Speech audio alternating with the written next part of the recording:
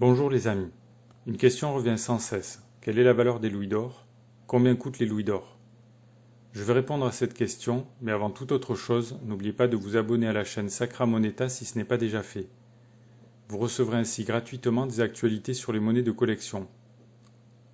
Vous pouvez aussi cliquer sur le pouce j'aime sous la vidéo. Pour déterminer la valeur d'un louis d'or, il faut d'abord préciser de quoi on parle exactement, car il existe différents types de louis d'or qui sont parfois confondus avec les pièces de 20 francs or frappées essentiellement au XIXe siècle et qui sont souvent appelées Napoléon. Ces deux catégories de pièces, souvent confondues, ont des degrés de rareté et donc des valeurs très différentes. Les louis d'or sont des monnaies frappées en France sous l'Ancien Régime, c'est-à-dire avant la Révolution française, sous les rois Louis XIII, Louis XIV, Louis XV et Louis XVI, entre la fin du XVIIe siècle et la fin du XVIIIe siècle. Les véritables louis d'or ont été fabriqués pendant plus d'un siècle, de 1640 à 1792. Les louis d'or ont été baptisés ainsi d'après le nom des rois qui les ont fait fabriquer. Les louis d'or ont succédé aux écus d'or, qui étaient les monnaies royales communes avant la mise en circulation des louis d'or. Au moment de leur lancement sous le règne de Louis XIII, les louis d'or ont représenté un changement majeur dans l'histoire monétaire de la France car ces pièces ont été fabriquées en série, avec un procédé mécanique, la frappe au balancier, alors que les monnaies d'or étaient fabriquées jusque-là à la main au marteau. Les louis d'or sont donc devenus des pièces prestigieuses en raison de leur qualité technique remarquable, au point que leur nom, les louis, est rapidement devenu synonyme de pièces d'or. L'usage du mot louis pour désigner les pièces d'or n'a pas disparu lorsque la fabrication des louis d'or a été interrompue en 1792. L'expression louis est devenue générique, c'est-à-dire qu'elle a servi à désigner les monnaies d'or françaises en général, et curieusement cette confusion perdure aujourd'hui encore comme on peut le voir dans les requêtes des moteurs de recherche qui mélangent les mots Louis et Napoléon. En ce qui concerne les pièces d'or de type Napoléon, il s'agit des pièces françaises frappées tout au long du XIXe siècle, entre 1803 et 1914. Les premières pièces ont été frappées sous l'empereur Napoléon Ier et portent son portrait. Ces pièces ont une valeur faciale de 20 francs et sont souvent qualifiées comme des Napoléons.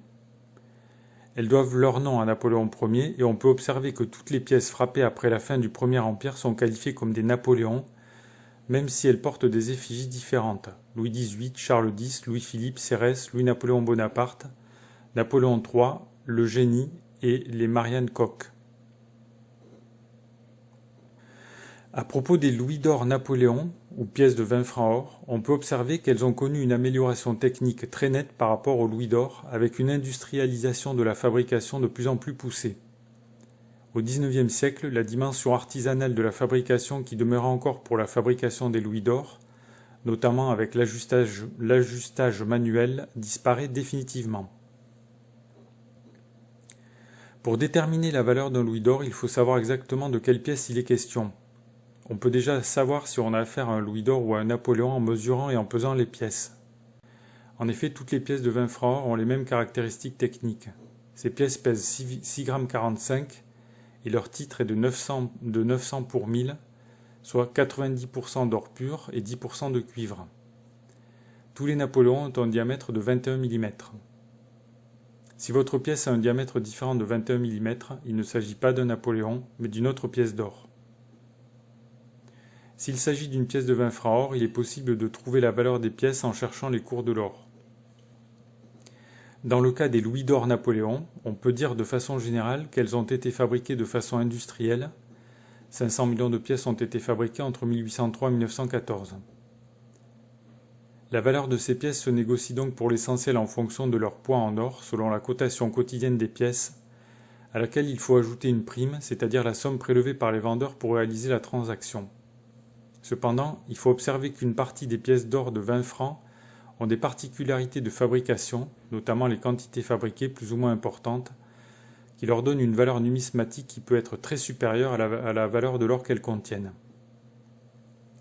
Pour savoir si on a affaire à des pièces rares ou ordinaires, il est donc très utile de consulter des catalogues et des répertoires de monnaies spécialisés, comme par exemple le franc ou encore les catalogues World Coins. En ce qui concerne les véritables louis d'or de Louis XIII à Louis XVI, Les pièces sont répertoriées dans des catalogues spécialisés de monnaie royale, comme par exemple le Gadouri blanc ou le catalogue des monnaies royales de Jean Duplessis.